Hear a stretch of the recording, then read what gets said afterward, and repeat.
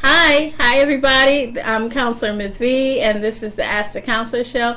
I am here today with Mr. Andre Stokes. Hey, Andre. Hey, Ms. V. How you doing today? Good. How are you? I'm very well, thank you. So Andre is a counselor, and he's going to talk to us about some of the things that he's got going on. And so tell me, Andre, what inspired you to get into counseling? What inspired me to get into counseling was sort of my upbringing. Okay. My brother and I, we came up a little rough, Okay. and there were some things that we didn't have access to.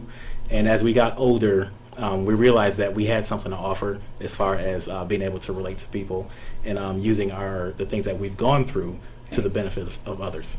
Right. Mm-hmm. Okay. And you have you're a senior director. Yes. Okay. Yes. Tell us a little bit about that. Sure. So I'm a senior director at a local agency. Part of my role is to oversee several programs within the agency, working with children and families, Okay. individuals with substance use disorders and mental health disorders. Okay, wow. Yeah. Our community, everybody needs mental health counseling. Everybody. I think people need mental health counseling just like people need a medical doctor. Right, right. Because even if nothing is present or nothing is bothering you, you still need somebody to talk to from different times in your life. So I always tell people, get somebody to just talk to, anytime. Mm-hmm. Okay, we'll get back to that. So tell me about, you're also a speaker, right? Yes. Okay, yes. so tell us a little bit about that. Sure, I'd love to. So within my journeys and my travels, I do a little speaking in a couple places here and there. I've spoken in places all around, the area. I've spoken in Jersey, Right. Poughkeepsie for an IDMH conference about mental health and disaster relief. Nice. I've spoken just at the Meriwether Library a few months ago, right next door. In Buffalo, New York. In Buffalo, New York, right. And I've spoken at several different human services agencies within the area as well. Nice, Mm-hmm. nice. And what are you doing? Oh, you're also an author. Yes. And can you just show us Yes. what kind of book this is? Absolutely. So this is a children's book, Always a Great Day with Counselor Dre, written by my son and I, Gabriel Stokes. Okay. This was a secret little project that we worked on for a couple of months. We kept it under wraps until it was ready to be released. This book is about the importance of children learning how to speak to people for counseling, for anything that's bothering them, and just learning to be open and vocal about some of the things that they're going through, because Right. we want to make sure that our children are starting early with expressing themselves. Right. That's wonderful. Mm-hmm. I want one of those books. You can have two. Okay. And tell us a little bit about what you're doing now as far as education-wise. So. Right. Okay, sure. Right now I'm a student at St. John Fisher University in Rochester. Wow. Working on my doctorate in executive leadership. Nice. And my research and my dissertation work is on Black mental health, Black counseling, and barriers and challenges within that realm. Oh, yeah, because as African Americans, a lot of times there's a stigma Mm-hmm. that goes with counseling and Black people. Right, right. And it's not just Black African Americans; it's in all cultures. Mm-hmm. So what is some of the barriers that Black mental health and that Blacks African Americans have with mental health counseling? Sure. Yeah. Well, some of those barriers, there are quite a few. Some of those barriers are related to finances for folks who don't have insurance. Although we do have sliding scale fees, Right. some folks still can't afford those. Mm-hmm. There's transportation barriers for some. Right. There's location barriers for some others, and some of the more intellectual challenges are related to signs of weakness. So some of the research shows that a large portion of the people within the Black community consider having a mental health diagnosis as a perceived weakness. Right. So within our culture of remaining strong and being stoic, that kind of conflicts with the idea of having a weakness, because it's hard for a lot of us to admit that we need help in some areas. Right, right. Can you speak a little bit about self-reliance? Right. Yeah, so self-reliance, that I can speak from that, from the male perspective and from the female perspective. Okay. So I'll speak from the male perspective first. So with self-reliance, there's the stoicism piece. And a lot of times males grow up to just kind of suck it up and be tough. And all those things are good until they're not. Because there's a level of being tough through your problems and trying to be tough through your problems and not being able to. Right. So there's that fine line of knowing when to reach out for help and knowing how to even receive that help. Right. Right. Yeah, and that's very, very important that our young people learn, like you said, how to even ask for help. Right. You know, and it's okay to say I'm not okay.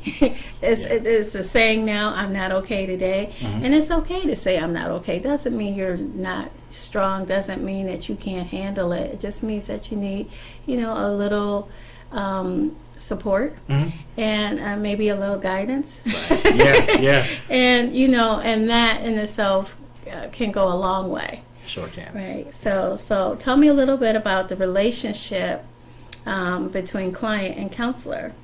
Okay, yeah. With regards to race. Right, okay. With regards to race, so that's an important dynamic. A lot of the research shows that most people of color, when they engage in counseling, they prefer a counselor of color. Right. It's important to a lot of folks to have someone that looks like them when they're expressing their problems, their challenges, and their biggest vulnerabilities. Right. That became more prevalent during our recent tragedy over here on Jefferson. Right. As I was a part of a response team, and a lot of the community members told us that they wanted black counselors. Right. They demanded black counselors. So as a black counselor, I continue to go down there and provide the support, as much support as I could. But it was very obvious that the race part was very important to the members of the community. Right.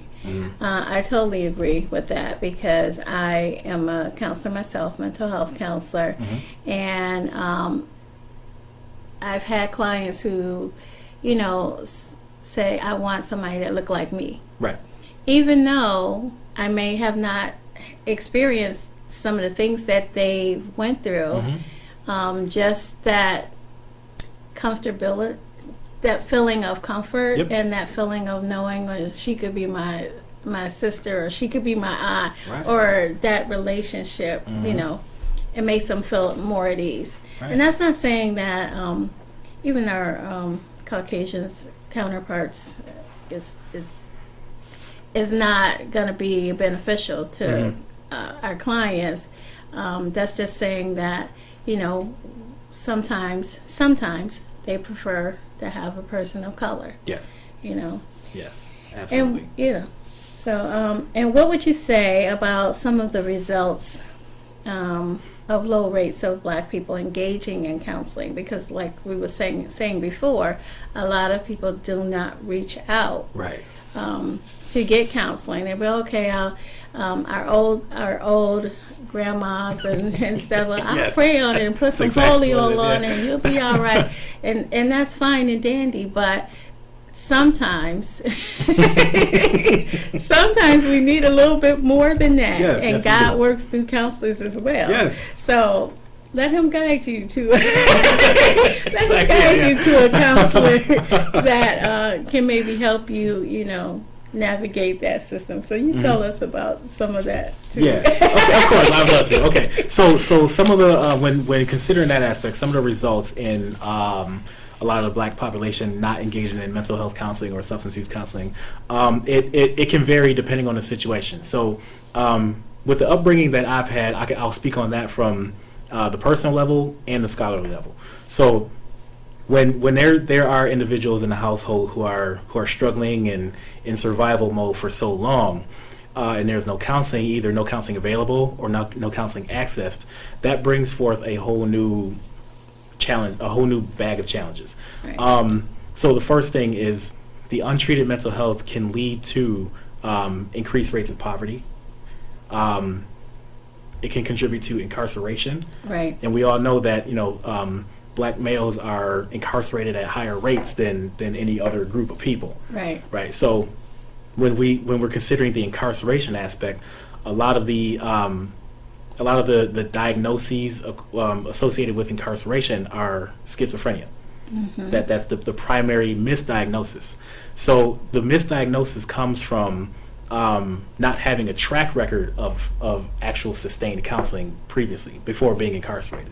Right. So the research also shows that when folks are incarcerated, they are kind of mislabeled as schizophrenic when it indeed could be something else. Right. Mhm. Right.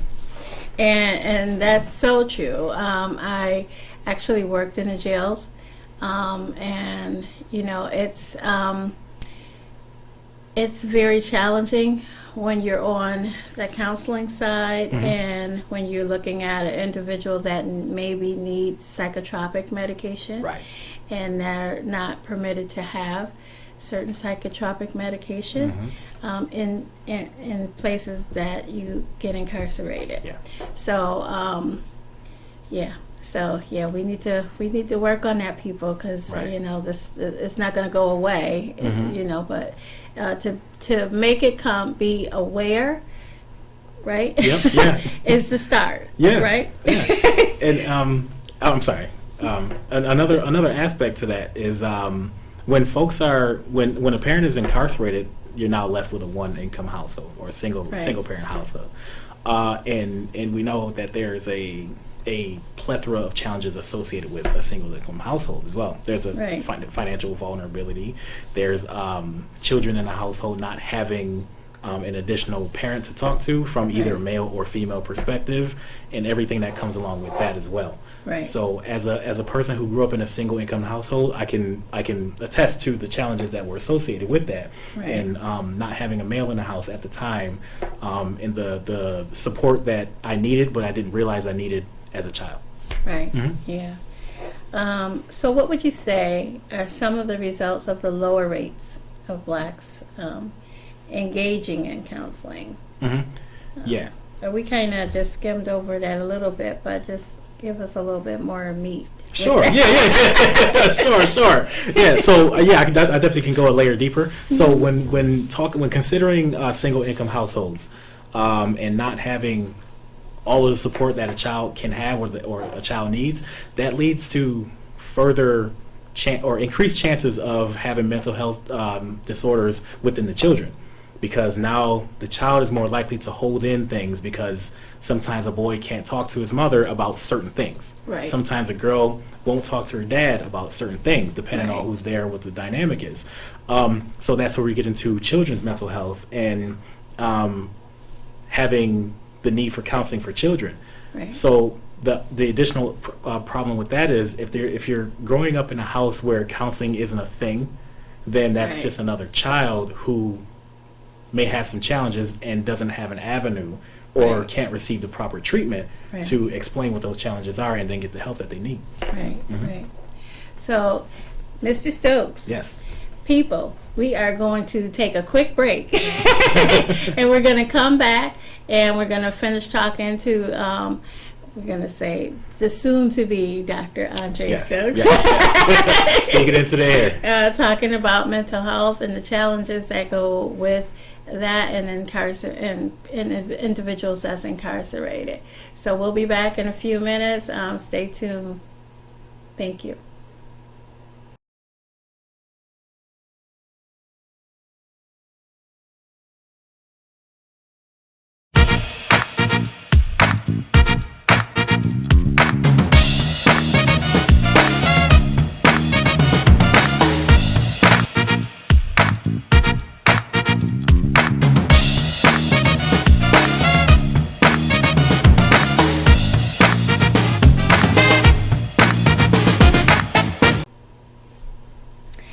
welcome back to the Ask the Counselor Show. I'm Counselormsvee, and I'm here with Andre Stokes. And so we're going to finish talking about how the impact of mental health affects our youth, affects our adults, and affects people that's incarcerated. Right. Okay? Mm-hmm. So tell us about, let's go a little bit deeper in regards to children and how mental health affects children with incarcerated parents. Okay, yeah, sure. So mental health impacts the children who have incarcerated parents pretty deeply.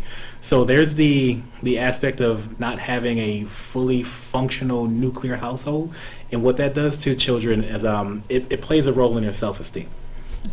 So that self-esteem is then taken to school, and they may suffer academically. Yeah. Not being able to focus on their studies, not being able to focus on social relationships with other students and other teachers and healthy adults and those sorts of things. Right. So thus increasing the lack of support that they don't have, because Right. they are in a state of at least mild depression to some degree before it's diagnosed as like actual clinical depression. Right. So it impacts their studies and their social relationships outside of the home. Right, it does. And let me just piggyback off of that, because I know when I had certain clients that's young, and maybe one of the parents went and was incarcerated, they started acting out in school. Yeah. Like you said, the grades dropped. Now they're living with grandma, or now they're in foster care. And just the response of them being uprooted out of their household, and now in a different household where the function is different, and they don't have any way to express it. So a lot of times it comes out in their academics. A lot of times it comes out in how they are behaving in class, So I definitely agree with that, and we need to keep an eye on that, people, because our kids is our future. Yes, We want them to be healthy, not only physically, but mind, soul, and body, right? Absolutely. Absolutely. So what are some other alternative forms or non-traditional counseling that has slowed down the rate of Black counseling enrollment? Okay, excellent question. So one of the primary non-traditional forms of counseling that we use within the Black community is church, our faith-based services. Right. So church has been very important to us as a group, as a whole, for a very, very long time.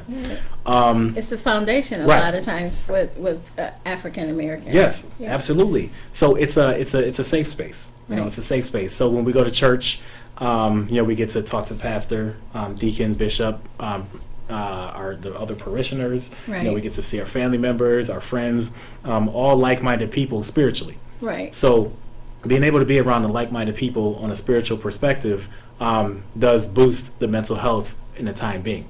So it's kind of considered a form of counseling in a way, non-traditional counseling, non-traditional clinical counseling, of course. Right. But ministry counseling and spiritual counseling, those are actual things. Right. And we've seen that some of the studies have shown that there are pastors now who engage in mental health training so that they can approach people's challenges from a spiritual perspective as well as a clinical perspective as well, to add on to the support that people may need.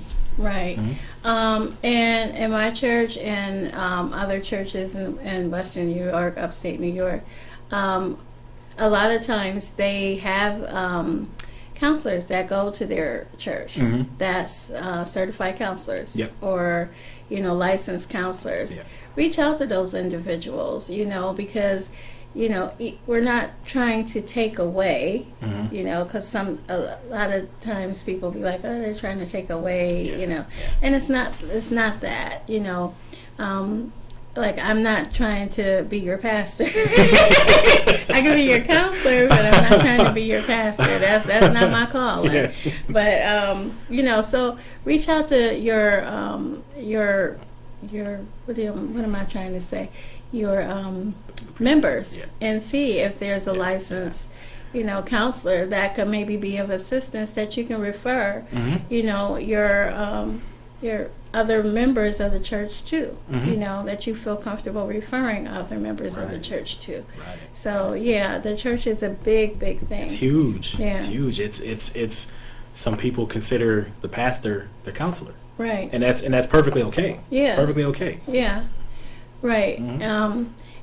To a certain extent, because like I said, sometimes it's more to it than Correct. just, you know, praying and reading scriptures. Mhm. You may need a little bit more Clinical. of clinical, Yeah. right? Yep. And you know, so yeah, we're all in the same boat, trying to get to the other side together. 100%. So, how does racial and gender stereotypes play a role in Black communities? Yes. So the racial and gender stereotypes plays a role through a lot of times through just the way we view ourselves. So the stereotype with black men would be aggressive, scary, those sorts of things. Not necessarily true, and that can, if you have a young black man who's growing up as a teenager,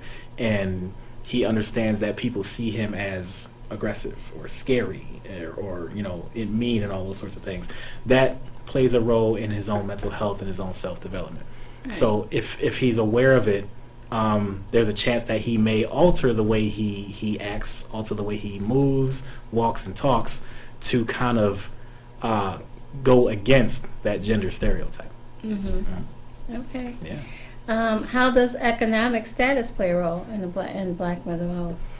That's that one is very important. So within my my research, I'm using the knowledge gap hypothesis. Mm-hmm. And what that is the knowledge gap hypothesis shows or says that individuals from a higher socioeconomic status tend to receive, process, and maintain general information at rates that are higher than folks of a lower socioeconomic status. Okay. So pretty much what that means is folks who are struggling a little bit more than others may have a harder time understanding the availability of information that's out there. So, for example, think about this group of people and compared to this group of people. This group of people here, when they get together, they may talk about things that are relevant to them, to their circle. However, folks on this side who may be of a higher socioeconomic status may talk about other things that this group of people isn't talking about, such as financial literacy, things like property taxes and those sorts of things. Right. Right. So the theory suggests that when you have more, higher socioeconomic status and more financial stability, then you may do better in a realm of knowledge and information that you can process. Right. Mm-hmm. Yeah. That's very, very important. Yeah. And that's so true too, because I can I definitely see that in the community. So how does the media play a role in the way that we view even ourselves? Media. Okay, so yes, within the knowledge gap theory, it consists of 5 elements. The 5th element in that is the role that media plays within people of different socioeconomic statuses. So in short, what that is when people of a lower socioeconomic financial status are engaging in media, whether it's social media, the radio, TV, movies, and Netflix, and all those sorts of things, this particular group of people may seek out these types of forms of entertainment, whether it be things that may not put black folks in the best light, compared to this group of people who may be a little bit more affluent or have a little bit more financial security. When they consume media, it's more things like news related, like property related and things like that, thus increasing their chances of being able to pass that knowledge on to their offspring. Right. Yeah, definitely. And media is so important. I've seen a little bit that positivity in regards to media and mental health, because now it's almost a cool thing to do. Yeah. Because, okay, I see my counselor, I see my therapist. You see different celebrities talking about them having a mental health issue. And so it makes other people be like, hey, okay, I'm not by myself. I'm not weird. I'm not crazy. I'm not, it's okay to, have certain diagnosis, and it's okay to get treatment and seek a counselor or talk to somebody, because they now see people on TV, see stars doing it, 100%. see, so it's considered okay. Yeah. So, but, sometimes it's funny that it may take a star to do something that we would have benefited from before. Exactly. So tell us about how people can get in touch with you, and through email or what have you. Sure. So we can be contacted. My brother and I can be contacted at Dr. Carl Stokes Jr. at gmail.com. We both have access to that email account, so that if anyone wants to reach out or ask any questions or have us come to wherever they are, we can definitely do that. Okay. We can also be contacted through the website too at drcarlstokesjr.com. The website has all of our books, all of our projects and missions and all those sorts of things as well. So check that out. It's a really good resource if you're looking to just see who we are, what we do, and what we're about. Okay. And you got some events coming up. I do. Okay. Yes. Tell us about that. Sure. So next month I'll be doing a cultural competency speaking event for some of the medical staff with the New York State Department of Health. Nice. Yes. Nice. So really looking forward to that. Nice. And in March, I'll be heading over to Connecticut to speak to students and faculty about Black mental health at Yale. Nice. Yes. Okay. Yeah, very excited about both of those. Okay, the future Dr. Stokes. Speaking into the air, that's the direction. That's how you do it. And people, don't forget to get Mr. Andre Stokes' book. It's called Always a Great Day with Counselor Dre. Yes. He's going to sign this for me, and this is going to be in my waiting room in the office. There we go. Also, so please, you can get this on Amazon. It can be purchased on Amazon, yes. Amazon. Or you can contact me directly. Okay, yep. And so, get your order in. This is a great book. It's an easy book. It's good for kids, and just about awareness and us coming together as a community. Yes. And fighting this thing called mental health. Yes, right? 100%. All right. So I want to leave with a scripture. My scripture, 2 Timothy 2:17. For that, God has not given us a spirit of fear, but of power and love and a sound mind. And I thank you again, Mr. Stokes, for coming on. Thank you for having me. Thank you. I'm going to have you and your brother on again. Yes, we can get do together. that. Yeah. So thank you again for coming on. I really appreciate it. Please tune in to Ask the Counselor show every Sunday at 1:30. If you watch the game, that's fine. It repeats every Thursday That's right. at 6:30. And That's also right. you can get it on my YouTube channel at AskTheCounselor .com. So thanks again, everybody. This is Counselormsvee, Andre Stokes signing off for today. Thank you. God Thank bless. And don't be stressed.